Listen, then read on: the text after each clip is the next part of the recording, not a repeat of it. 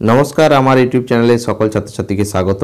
आज के आमी विद्यासागर यूनिवर्सिटीर आगेर मतोनी अर्थात आगे जे भिडियोगुलो साजेशन भिडियोगुलो एनेछिलाम थार्ड सेमिस्टारे सेरकम आजও একটি থার্ড সেমিস্টারে আরেকটি ভিডিও নিয়ে এসেছি ডিএসসি বেঙ্গলি পেপারের। ঠিক আছে, পেপারটির নাম হচ্ছে কথা সাহিত্য নাটক এবং প্রবন্ধ।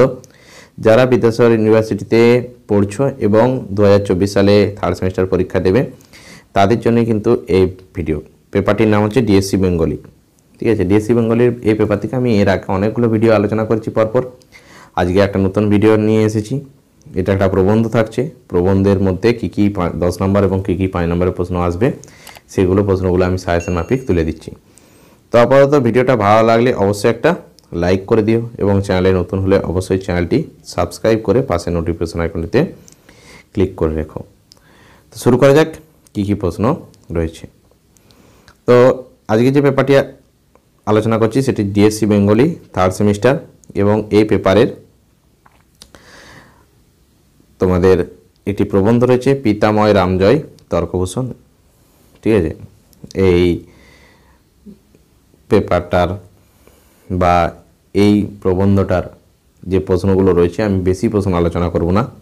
10 নম্বরে কিছু প্রশ্ন আলোচনা করব, 2-3টে, আর 5 নম্বরে 2টো প্রশ্ন আলোচনা করব। এর মধ্যে থেকে আশা করি তোমরা পেয়ে যাবে। তো ভিডিওটা দেখো মন দিয়ে।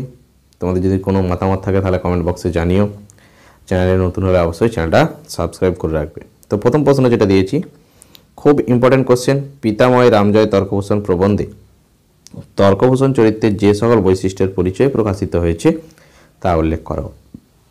ঠিক আছে, এই প্রবন্ধটিতে অর্থাৎ পিতাময় রামজয় তর্কভূষণ প্রবন্ধটিতে তর্কভূষণের যে সকল বৈশিষ্ট্য পরিচয় প্রকাশিত হয়েছে সেগুলি উল্লেখ করো। খুব ইম্পর্টেন্ট কোশ্চেন।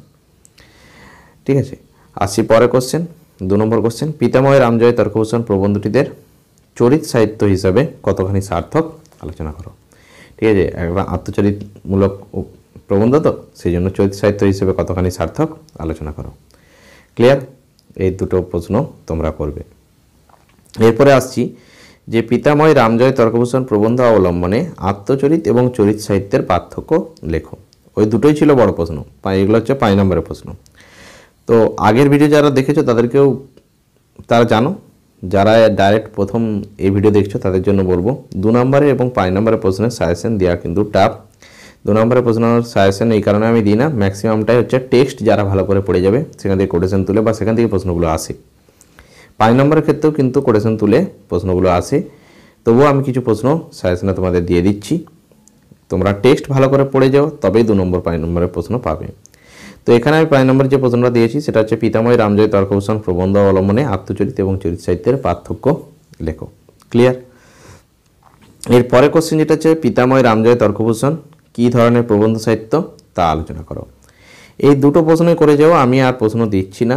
ঠিক আছে, পিতাময় রামজয় তর্কভূষণ প্রবন্ধ থেকে এই দুটো 5 নম্বরের প্রশ্ন এবং দুটো 10 নম্বরের প্রশ্ন, তাহলে কিন্তু হয়ে যাবে। আর ভিডিওটা ভালো লাগলে অবশ্যই একটা লাইক করে দিও। তোমরা লাইক করলে আমার ভিডিও বানানোর উৎসাহ বাড়ে। ঠিক আছে, চ্যানেলে নতুন হলে অবশ্যই চ্যানেলটি সাবস্ক্রাইব করে পাশে নোটিফিকেশন আইকনটিতে ক্লিক করে রেখো এবং তোমাদের কোনো মতামত থাকলে অবশ্যই কমেন্ট বক্সে জানিও। আগামী দিনে বাকি প্রবন্ধগুলি এবং গল্পগুলির যে সাজেশন সেগুলো নিয়ে আমি খুব তাড়াতাড়ি হাজির হব।